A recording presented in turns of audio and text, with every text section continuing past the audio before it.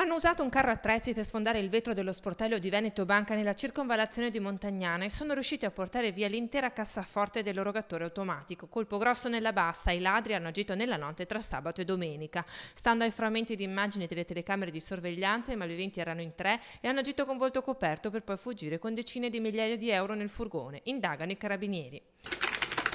Un olmo è caduto nella notte sul cortile della scuola Giolitti nel quartiere San Lazzaro. Una squadra di tecnici del comune si è precipitata per mettere tutto in sicurezza. L'assessore Alain Luciani dice: i controlli del 2013 dicevano che l'albero era sano, ciò dimostra che i test non erano stati fatti nel modo adeguato.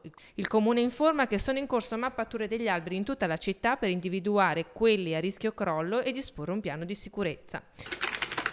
Vandali in azione nelle strade del ghetto. I residenti hanno denunciato le scorribande di un gruppo di giovani che si sono divertiti a danneggiare le auto dei residenti delle vie San Martino e Solferino, Soncin, Marsala, Prati e dell'Arco. Il fatto è accaduto nella notte tra sabato e domenica. Molte vetture sono state rigate con un punteruolo sulla fiancata e sopra alcune i vandali hanno gettato un liquido di colore scuro.